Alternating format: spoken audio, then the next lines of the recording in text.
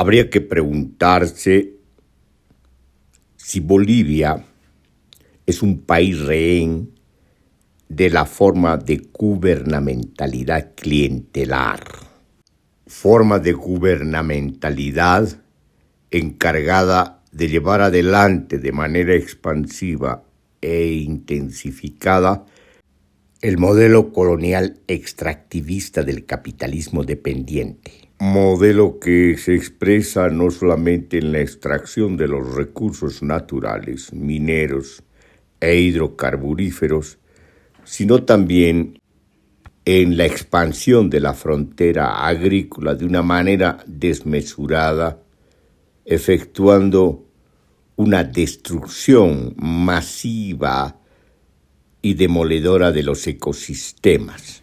Una manifestación de lo que ocurre y lo que se repite año a año es precisamente esta devastación que se da a través de los incendios. 2024 ya hay 4 millones de hectáreas quemadas. El 2019 aproximadamente estaban entre 6 millones a 7 millones de hectáreas.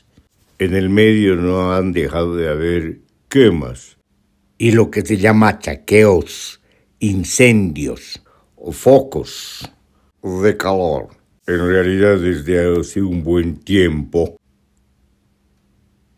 en lo que va de 1 década a 2 décadas, se ha venido ampliando la frontera agrícola de manera violenta, empleando el método de incendio, de incineración de bosques. Sobre todo, se ha intensificado y expandido este procedimiento a partir de las leyes, del bloque de leyes que permite el avasallamiento de tierras y su incineración, invadiendo tierras indígenas, territorios indígenas, parques nacionales y áreas protegidas. En otras palabras, el dispositivo jurídico sirve en este caso para apoyar, promover e implementar la expansión desmesurada y demoledora de la frontera agrícola. Ya lo hemos dicho antes, en esta acción sistemática está comprometido todo un conglomerado de clases sociales.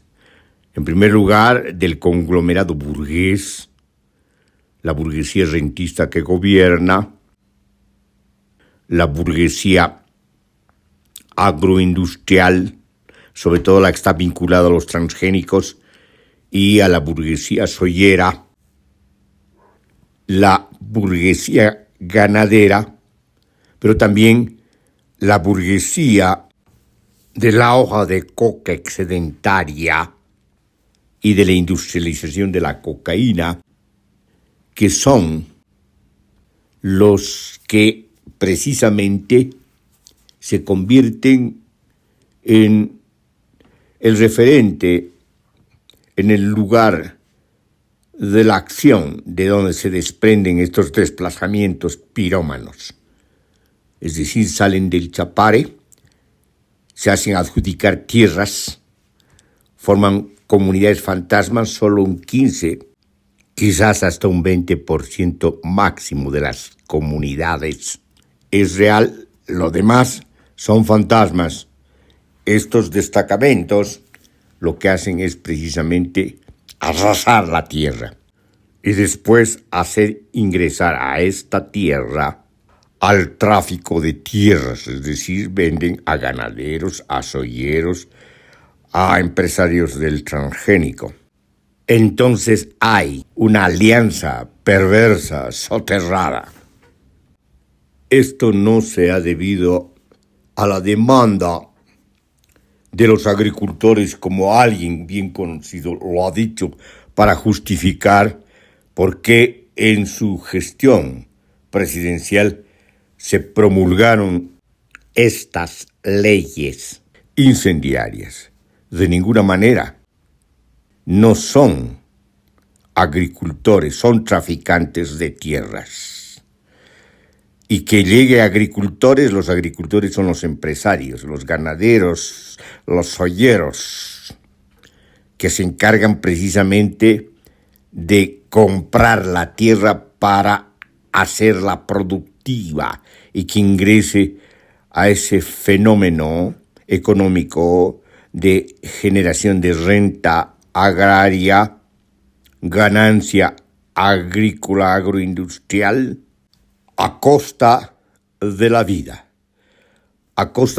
de bosques, de sociedades orgánicas, de plantas y animales, a costa de comunidades indígenas, de tierras bajas, a costa del porvenir del pueblo boliviano, pues no solamente asesinan a bosques, plantas, ecosistemas, sino también están asesinando el porvenir del pueblo boliviano. Sin bosques no hay agua, sin sociedades orgánicas, sin animales y plantas, no hay nichos ecológicos. Han desaparecido de esa manera las condiciones de posibilidad de la propia vida humana. No solamente es un ecocidio, sino también es un genocidio diferido. Entonces, ¿de qué es? ¿De quiénes es rehén Bolivia? El pueblo y la sociedad boliviana. De una alianza perversa, de un conglomerado de clases en el que esté inserto como núcleo el conglomerado burgués, pero también clases sociales vinculadas a economías ilícitas, por así decirlo, usando un término formal del lenguaje jurídico. Esta alianza perversa de clases que alientan y se sostienen en la reproducción del modelo colonial extractivista del capitalismo dependiente, es promovida políticamente por una expresión política que ha dado lugar en el poder a la forma de gubernamentalidad clientelar. A decirlo en palabras sencillas, a la forma de un discurso demagógico, de una retórica populista que adquiere las connotaciones y el perfil del neopopulismo, donde se aprecia una ausencia ideológica, o se puede decir un vaciamiento ideológico. En vez de esto, de la ideología, hay un collage, es decir, una mezcla de fragmentos discursivos distintos, de distintas formaciones discursivas. La forma discursiva del nacionalismo revolucionario, es decir, la expresión política nacional popular, pero también fragmentos de un socialismo que ya ha experimentado su crisis y el derrumbe después de la caída de los estados socialistas de la Europa Oriental. Así también expresiones del indigenismo, que ciertamente viene desde la Revolución del 52, pero reaparece con mucha fuerza después de la Revolución del 52, sobre todo en expresiones que más bien dejan de ser indigenistas propiamente dichas para ser indianistas, usando los términos que se usan en Bolivia, es decir, que acuden a una memoria larga, al Taquiancoy, al levantamiento panandino, a la memoria de Tupac Katari y Zaratevilca, y en ese sentido se convierte en una expresión anticolonial.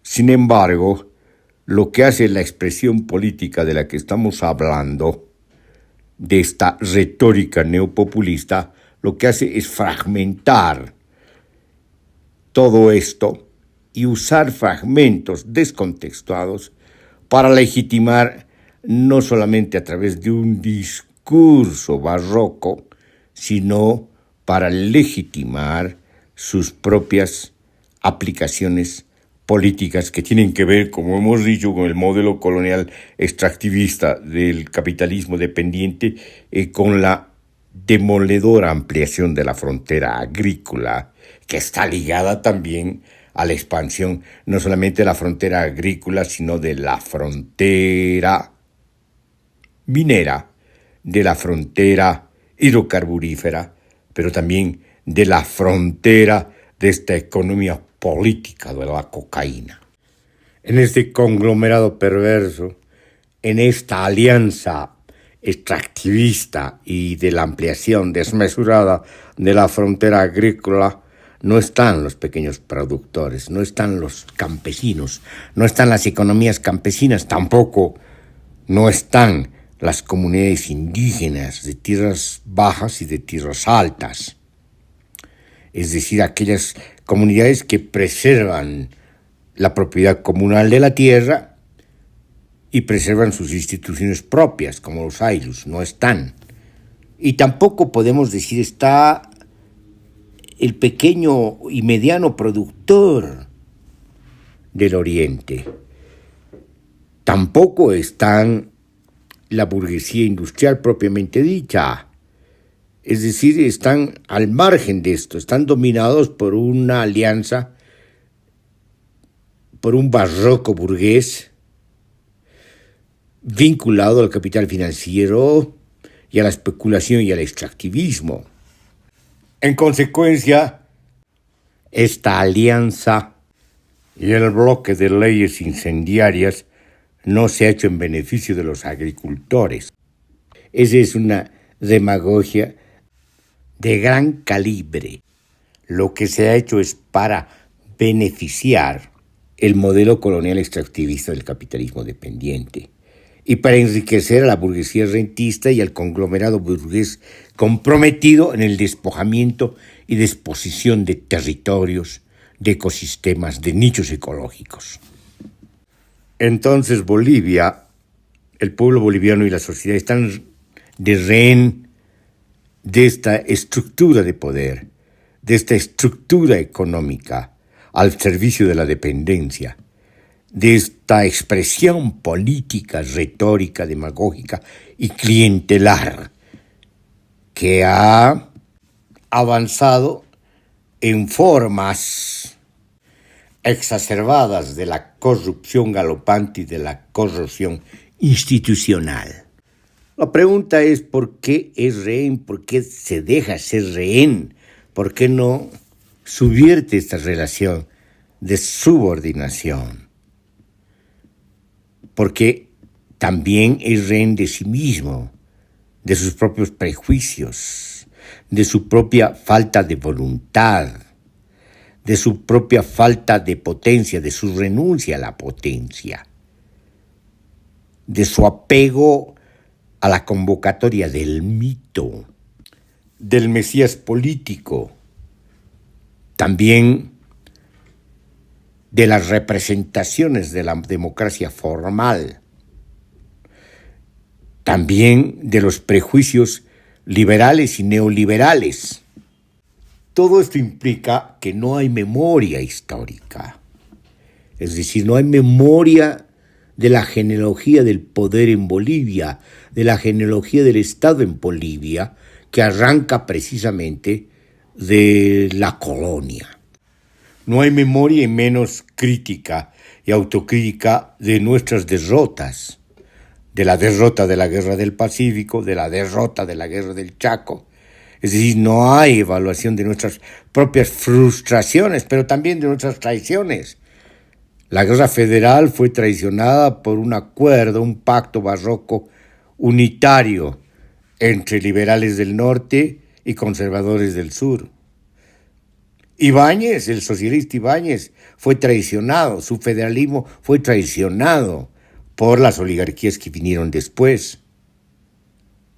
El federalismo de Zárate Vilca fue traicionado por los líderes, y más que líderes, por las propias expresiones políticas que enaltecieron el nombre de Zárate Vilca. Y a nombre de Zárate Vilca radicalizaron el indigenismo. ¿Pero para qué? Para terminar legitimando el Estado centralista, un Estado unitario que está muy lejos del acuerdo político entre Zárate Vilca y el general Pando.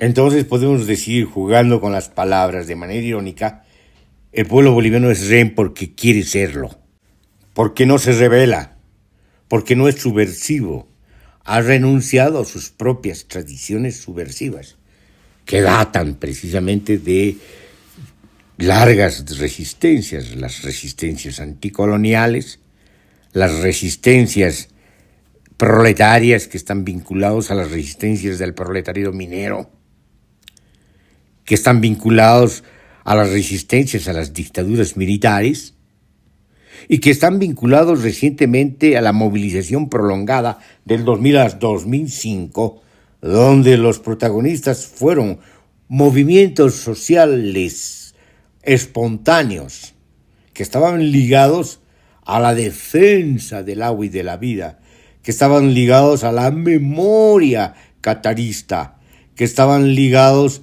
a la defensa de los sindicatos del altiplano campesinos y de las juntas de vecinos del Alto, que estaban ligados a la defensa de los hidrocarburos y por lo tanto al pedido y de la demanda de nacionalización que se expresó y se escribió en la Agenda de Octubre, conjuntamente con la convocatoria a la Asamblea Constituyente. Estas renuncias, estas traiciones, esta falta de memoria, esta ausencia de autocrítica lleva a esta situación donde el pueblo es rehén de sí mismo y es rehén, por lo tanto, de este conglomerado burgués, de este barroco retórico, demagógico, de la forma de gubernamentalidad clientelar. En el momento presente de la crisis múltiple, en la coyuntura de esta crisis, hay una comedia de enfrentamiento y un enfrentamiento de la comedia política del partido que ha gobernado durante 2 décadas. No queremos decir que su crisis sea una comedia. Su crisis es real. Primero se debe a una crisis de implosión. Quizás antes se debe a una crisis de composición, puesto que es un partido que no es partido y es un movimiento que no es movimiento, que lo que debería haber sido un instrumento político de las organizaciones sociales terminó siendo una alianza de pactos corporativos, sobre todo de estratos arribistas y oportunistas que apreciaron la oportunidad para enriquecerse. Entonces estamos ante una crisis desenvuelta de una implosión diferida, una implosión que comenzó el 2010 con la crisis del gasolinazo, que continuó con la crisis del conflicto del Tignis, que siguió con la crisis del conflicto del Código Penal, y después se perturbó la situación política con la crisis debida a las movilizaciones en torno a la defensa del voto, cuando el gobierno perdió el referéndum y quiso imponerse con artimañas estrambóticas, como eso de que el presidente tiene derecho humano a ser reelegido indefinidamente. Lo que ocurrió el 2019 fue sencillamente la consecución de una crisis que se venía tejiendo y expandiendo, acumulando desde el 2010, desde la crisis del gasolinazo. Lo que se vivió el 2019 fue una manifestación de lo que estaba en los sustratos mismos de las dinámicas sociales que tienen que ver con una insurrección, con la emergencia de una insurrección que fue detenida en el 2019 por un acuerdo entre el partido oficialista gobernante en crisis y lo que se viene a llamar la oposición y la derecha, que tuvieron varias reuniones y acordaron definitivamente un gobierno de transición, a pesar de los teatros políticos que hacen después, de su discusión insostenible de si fue golpe o fue un fraude electoral, lo que desencadenó la crisis. Lo que vivimos ahora es sencillamente un video en retrospectiva, es decir, se ha vuelto ahora con la victoria del partido gobernante, ahora dividido en dos, debido a la crisis de implosión, a la crisis interna, a la crisis de composición de la que hablamos y a los desenlaces de esta crisis y de la crisis de la forma de gubernamentalidad clientelar. El caudillo caído en desgracia llama a una movilización y a un bloqueo de caminos y a marchas para defender su convocatoria a elecciones, su elegibilidad. El presidente gobernante exige que debe culminarse su gestión política y se enfrenta precisamente al candidato, puesto que también tiene pretensiones de ser candidato para las próximas elecciones nacionales. Es decir, se trata de una crisis que se manifiesta desde el punto de vista mediático y desde el punto de vista de las expresiones y los discursos políticos y la diatriba con un enfrentamiento entre dos pretensiones para ser candidato del mismo partido, con la misma sigla. Se disputa la sigla. Pero esta disputa mezquina, que pone en vilo al país, según los medios de comunicación, no es más que la punta del iceberg. Es decir, no es más que lo aparente, porque en lo profundo, en las dinámicas del substrato, en las causas mismas de la crisis, se encuentra lo que hemos dicho, la crisis de composición de una forma de expresión retórica, demagógica, neopopulista. En esas circunstancias se hacen amagues y teatros políticos de toda clase, se hacen montajes, puestas en escena, como aquellas donde se dice que se va a bloquear, como alguna vez se bloqueó el 2000. Y obviamente como antes del 2000, en 1979 empezaron los bloqueos con la CSUCB, el primer gran bloqueo nacional. Pero no, ahora es una comedia. Es decir, los bloqueos son altamente débiles, no tienen la consistencia, ni la convocatoria, ni la fuerza que tuvieron, ni tampoco el entusiasmo. Los discursos en relación a los bloqueos no son los discursos que emitió Felipe Quispe, que sí emitió un discurso anticolonial y catarista.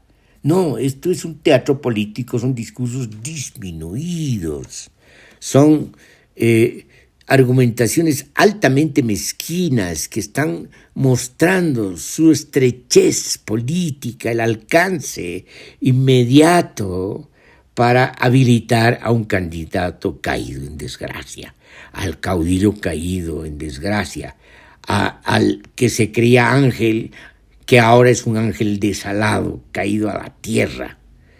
De ángel se ha convertido en el mismísimo diablo.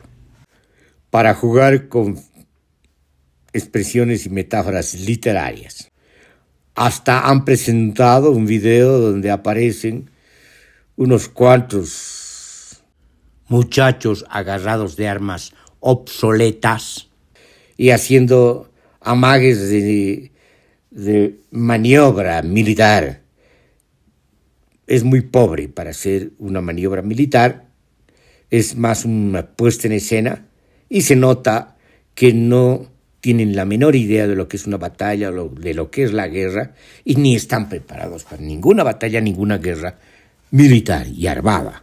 Sencillamente es una coerción, un montaje para hacer asustar, para dar miedo. Es parte del sensacionalismo de Estado y del otro sensacionalismo, de la otra expresión política que quiere volver a los escenarios del poder.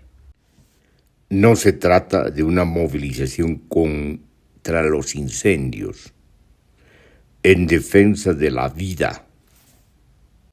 Si tenemos por un momento como referente provisional, aunque no compartimos ya su estructura conceptual, la dialéctica de las contradicciones, vamos a ver y decir desde ese referente profesionalmente que la contradicción principal es entre capitalismo contra la vida. Esa está la contradicción principal. Es decir, el principal problema es lo que está acaeciendo en la Amazonía. La quema de 4 millones de hectáreas en Bolivia y otra cantidad más grande en Brasil y otras cantidades abrumadoras en el Perú y en Paraguay. En Perú también se trata de la Amazonía y en Paraguay se trata de la zona del Chaco, como ocurre al sur de Bolivia. También los incendios se dan en la Chiquitanía. Si esa es la contradicción principal, entonces las posiciones políticas interpeladoras contra el poder tendrían que manifestarse en primer lugar contra el ecocidio, que también, como hemos dicho varias veces, es un genocidio diferido. Pero esto no ocurre. La movilización de la que hablamos ignora esta contradicción principal. Entonces, esto quiere decir que están fuera del núcleo principal de la problemática, que es fundamentalmente ecológica. Es a partir de la crisis ecológica que podemos deconstruir, decodificar y descifrar el resto de la problemática que hemos llamado la crisis múltiple del sistema mundo capitalista, del orden mundial de las dominaciones y del Estado-nación. Del otro lado de las dominaciones anunciadas está otra puesta en escena, la puesta en escena de un gabinete que lucha contra los incendios, que declara la guerra al fuego. Un gabinete que ha viajado a la ciudad de Santa Cruz para coordinar esta lucha contra los incendios y esta guerra contra el fuego. El problema es que es una puesta en escena, puesto que son los mismos que pertenecen a 2 décadas de gobierno neopopulista, los mismos que son responsables de el bloque de leyes incendiarias. Otra puestita en escena es la supuesta abrogación de las leyes que solamente atañen a 2 dispositivos que no son del todo amenazantes y no corrigen la totalidad de las leyes incendiarias y por lo tanto las consecuencias de este bloque de leyes pirómanas. En otras palabras, por ambos lados, la política se ha vuelto una puesta en escena. nada más. Una puesta en escena donde los medios de comunicación hacen eco de este espectáculo, de este teatro político, de una comedia burlesca. Sin embargo, hay que anotar que en esta coyuntura, en esta compulsa de fuerzas, los que están por la movilización, buscando incorporar a las elecciones del 2025 al caudillo caído en desgracia, y los que están por la defensa de la gestión del presidente, por su culminación y también, por lo tanto, por su habilitación como candidato a la presidencia en las próximas elecciones. Hay otras fuerzas, como hemos dicho, que están vinculadas al problema principal, al núcleo principal de la problemática, que es fundamentalmente ecológica, y son las movilizaciones y las marchas que se han desatado contra los incendios. Otras fuerzas que están vinculadas a los voluntarios bomberos que van a apagar los incendios arriesgando su vida. Están un conjunto de actividades que se desenvuelven contra los incendios y un conjunto de activistas que, además de combatir a los incendios y exigir la abrogación de las leyes incendiarias, dan cuenta con información más detallada de lo que está ocurriendo, de los involucrados en esta trama perversa del ecocidio de la Amazonía y del Chaco. A todo eso tenemos que sumar a los que están contra la crisis, contra la inflación de los alimentos, contra la escasez de dólares. Están los gremialistas y los transportistas que están contra la falta de diésel y ha estado en contra de la ausencia de gasolina que se ha dado de una manera muy intermitente. En este conjunto de anotaciones hay que poner la siguiente observación. Los ponchos rojos de Omasuyus han declarado que no se puede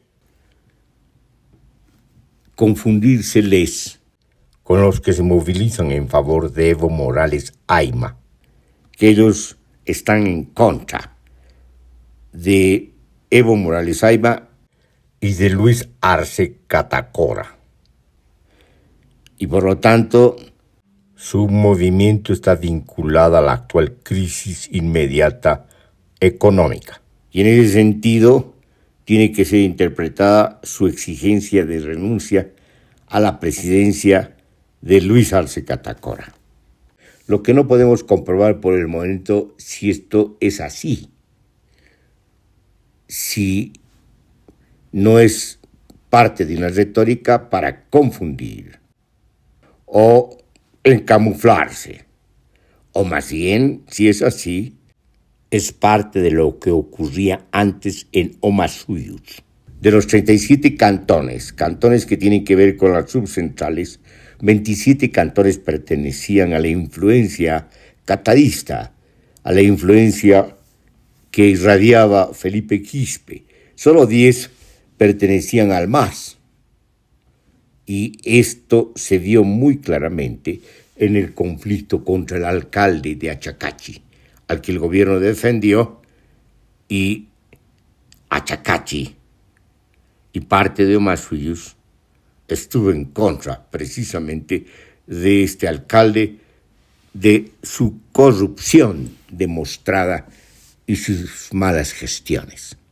Hay pues la posibilidad de que la movilización de Omasuyus esté ligada a una remembranza, a una herencia que dejó Felipe Quispe, pero no estamos seguros. Sin embargo, tiene que quedar como anotación en la descripción de la concurrencia, de la compulsa de fuerzas en la coyuntura en crisis. ¿Esto qué significa? Significa, volviendo a la dialéctica de las contradicciones, que hay otras contradicciones. Contradicciones que en este caso, si es así, si fuese cierto lo que acabamos de decir, tienen que ver con contradicciones no resueltas antes. Es decir, de manera directa, con luchas inconclusas, truncadas, con problemas no resueltos, sobre todo con un proceso de cambio truncado por los propios gobernantes que promulgaron la Constitución para luego incumplirla. Desde la remembranza histórica podemos decir que la movilización del bloqueo indígena campesino dado en septiembre del 2000 no ha concluido y se retoma después del truncamiento del propio proceso de cambio, de su asesinato por los propios gobernantes que estaban a cargo de cumplir con la Constitución y estaban a cargo de la transformación estructural e institucional del Estado plurinacional, comunitario y autonómico como manda la Constitución. Al respecto podemos decir que la crisis no solamente es una oportunidad para dar lugar a un conocimiento, al conocimiento a través de la crisis, como decía René Zabaleta Mercado, sino que la crisis trae consigo un acumulo histórico, un espesor histórico acumulado que tiene que ver con composiciones de los planos de intensidad y espesores de intensidad que se han dado en el devenir y se vuelven a dar de una manera diferente y se vuelven a manifestar de una manera distinta en la crisis actual. Antes de concluir, volvamos a la dialéctica de las contradicciones. Partamos de la dialéctica de la contradicción principal y por lo tanto a su resolución, a su superación. Y esto implica precisamente una salida ecológica, una salida en términos de una ecología democrática, una ecodemocracia. Siguiendo con esta argumentación, las otras contradicciones no pueden prosperar si no se articulan a la contradicción principal. Es decir, si no se articulan a la lucha contra el ecocidio. Si no lo hacen, se vuelven anacrónicas y no tienen perspectiva política. En conclusión, se acabó definitivamente el ciclo del neopopulismo, el ciclo de la forma de gubernamentalidad clientelar, pero también en un mediano plazo de los ciclos y de las temporalidades se acabó el ciclo político del sistema político de las representaciones, del sistema político del Estado-Nación que se quería abolir a partir precisamente del cumplimiento y la aplicación de la Constitución mediante el sistema de gobierno de la democracia participativa, directa, comunitaria y representativa, a partir de la construcción colectiva de la ley y a partir de la construcción colectiva de la política, vale decir, se transfería la decisión política de los funcionarios al pueblo, a la sociedad, a las formas de organización social de acuerdo a los problemas que se tenían que resolver. La tarea inmediata de los bolivianos y las bolivianas es hacer cumplir la Constitución. La tarea estratégica de los bolivianos y las bolivianas es recuperar el tiempo perdido, es decir, realizar una autocrítica de nuestras genealogías del poder, de nuestras genealogías políticas, de nuestras derrotas, de nuestras frustraciones y también de nuestras truncadas subversiones, de nuestras revoluciones truncadas y de nuestras revoluciones no realizadas. Se requiere desandar el camino como lo hemos dicho varias veces, sin renunciar a lo aprendido, sin renunciar a las revoluciones tecnológicas científicas, reinsertándonos a los ciclos vitales e inventando colectivamente, de manera mancomunada, sociedades ecológicas.